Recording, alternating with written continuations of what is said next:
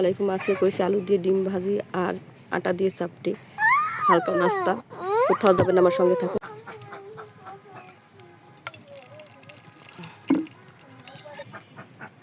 রসুন কুচি দিয়ে দিলাম, সামান্য মরিচ দিয়ে দেবো, পেঁয়াজ দিয়ে দেবো, একটা ডিম দিয়ে দেবো,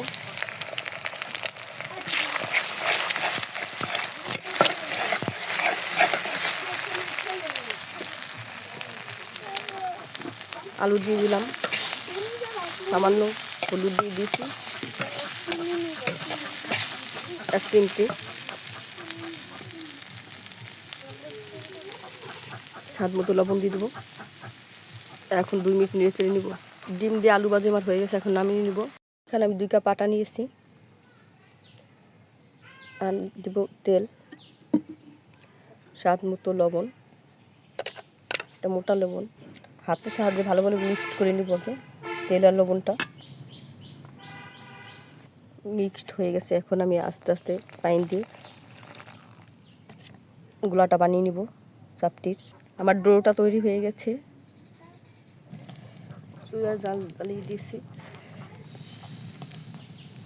এখন আমি হাতের সাহায্যে চাপটিটা বানাবো।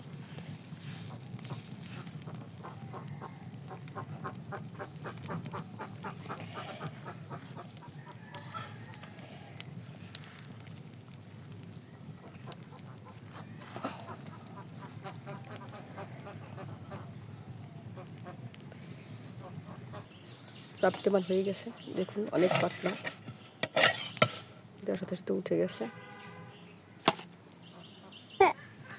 ডিম দিয়ে আলু ভাজি আর এই চাপটি হয়ে গেছে গরম গরম। এখন হালকা নাস্তা খাবো আমরা। আজকে পর্যন্ত আবার নতুন কোনো ভিডিও নিয়ে আপনাদের সামনে উপস্থিত হবো। সে পর্যন্ত ভালো থাকুন, সুস্থ থাকুন। আসসালামু আলাইকুম।